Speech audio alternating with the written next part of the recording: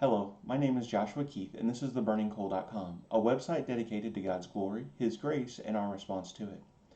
Today we're going to be continuing our series of preaching from Jesus, and we're going to be taking a look in particular at Luke chapter 14. Here we're going to see the idea of counting the cost.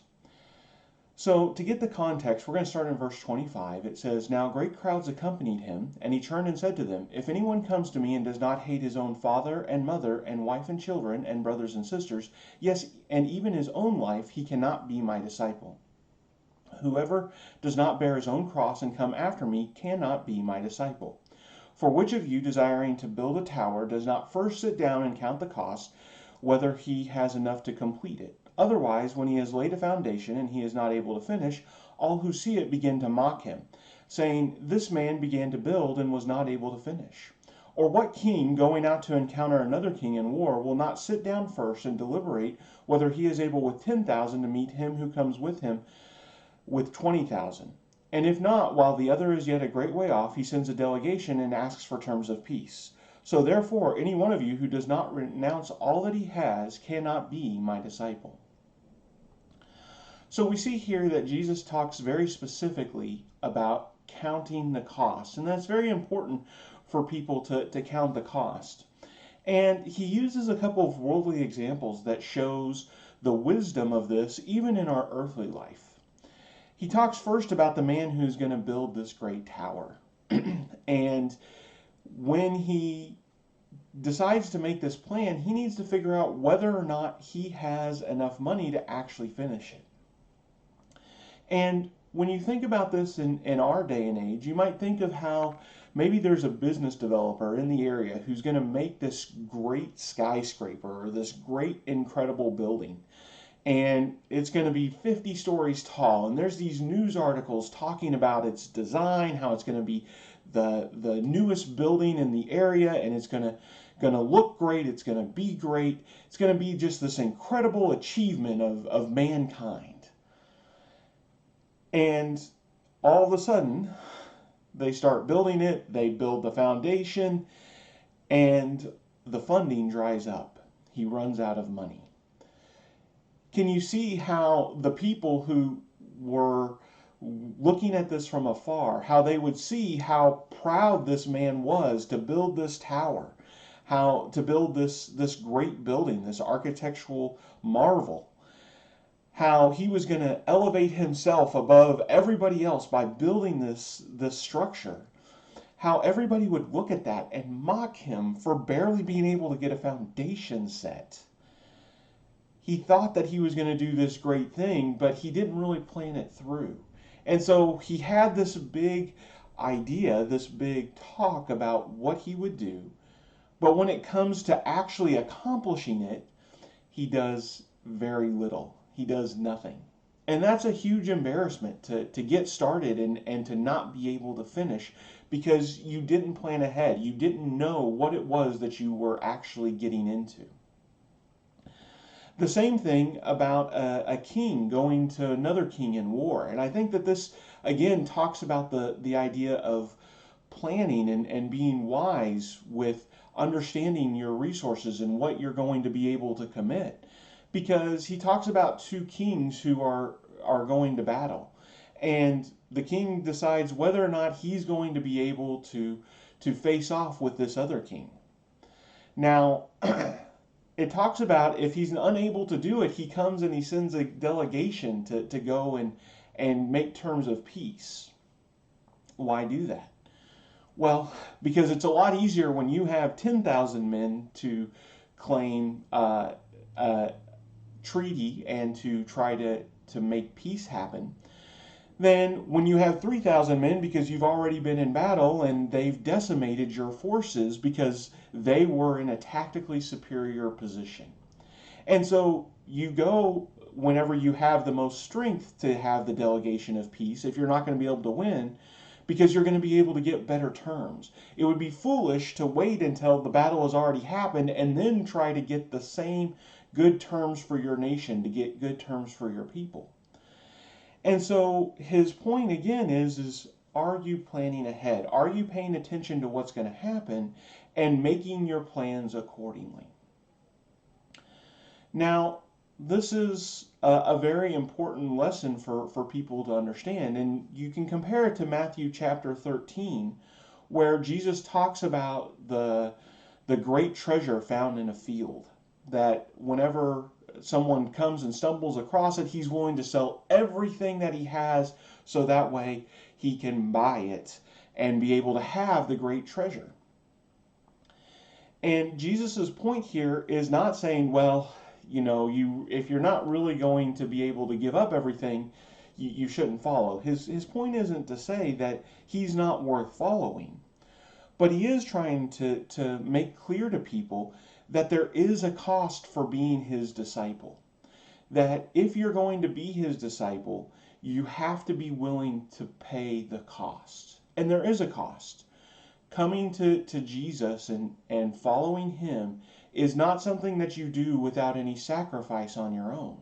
And notice what he talks about here as what it takes to be his disciple, what you have to be willing to give up. He talks about your hating your father, your mother, your wife, your children, your brothers and sisters, yes, and even his own life. Now, when he talks about this idea of hate here, it always has to be said that we keep this in context with what he talks about in other passages.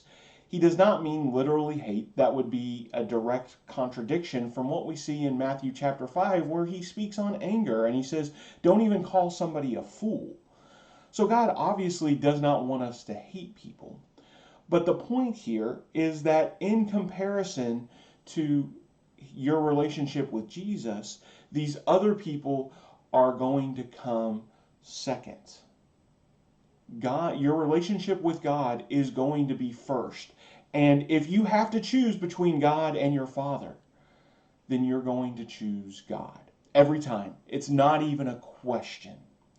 That's how much you love God. And that's the difference between your relationship with God, with Jesus, and with everybody else, is that they're going to come second. And notice that he even talks about even his own life. The point here, again, is that you don't even get to choose yourself over Jesus. Not only do you not get to choose your family over Jesus, but you don't get to choose yourself. You have to be willing to give up what you think is important to be the disciple. And he goes to the point again on this idea of sacrifice to whoever does not bear his own cross and come after me, they cannot be my disciple. What is he talking about? Well, he's alluding to and foreshadowing the idea of his own death, where he is going to bear the cross. He is going to carry the cross that he is going to be crucified on. And he is going to give his life for us. And so what Jesus is asking from us is that we are going to give our own life for him. We're going to sacrifice ourselves. Now, it may not be in the form of a physical crucifixion. It may not be that we actually literally hang on the cross. But what it does mean is that we give up everything on behalf of him. That we die to ourselves and instead now live for Christ. And that's the context of where he talks about this cost. He talks about these two examples of worldly people who don't count the cost. And he then, at the end of that, says, if any one of you do not renounce all that he has, you cannot be my disciple. Again, if you're not willing to give up everything, you can't be his disciple. You can't follow God. Now, this is important to keep in mind the context of verse 25 as well, because it talks about the great crowds accompanying him. And we don't see exactly where he is, but this would happen quite a bit to Jesus, where Jesus would travel to a new area. His miracles were reported before he got there, and so everybody wanted to come to Jesus. Some people came because they wanted to be healed. Some came because they wanted to see the miracles. And some came because they wanted to hear Jesus preach. Again, he was one who preached as one who had authority Not like anybody else of that time. He preached as if he had the right to say, this is the teaching of God. But just coming to see Jesus was not enough to be a disciple. And what we see time and time again is that people would come and they would see Jesus, and they almost view it like this idea of a celebrity for us today. They would be able to go back to their family and be able to say, yes, there was this one time I saw the great Rabbi Jesus. I saw the teacher. I heard him speak, and I heard what he had to say. And so their claim to fame was that they had accompanied them, they had seen his miracles, or they had listened to hear him teach. But that in and of itself gave them no relationship with Jesus. That did not give them the salvation that hopefully they were seeking. Jesus doesn't want just people to come and casually listen to him and then go on and live their lives the way that it was before. He requires for them to be transformed, to be fully changed, and to come and again bear their own cross, to sacrifice themselves and give up everything so that way they will follow him. And so these people might have said, hey, I am a disciple of Jesus. I heard him teach. And Jesus would say, no, you weren't a disciple for me. What did you give up on my behalf? What was it about you that was changed because of what I said? And if you didn't change anything, if you came and listened to me and you just went on your way, then you're not my disciple. You're not someone who followed my teachings. It takes a lot more than just hearing to be my disciple. It takes living. And so Jesus expected them to count the cost and to say, I'm going to be a disciple, and that means I'm going to give up everything. If that means that I have to give up my relationships, and again, think about what was happening to the Jews that were listening to Jesus. There was a divisive nature to the teaching of Jesus. You think about the blind man in the book of John and how his parents were like, well, why don't you ask him what happened?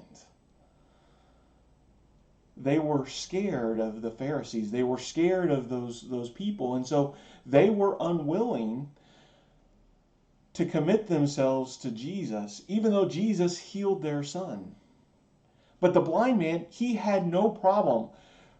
He had no problem criticizing the people of power of that day. He had no problem disagreeing with his parents and fully proclaiming what Jesus had done on his behalf.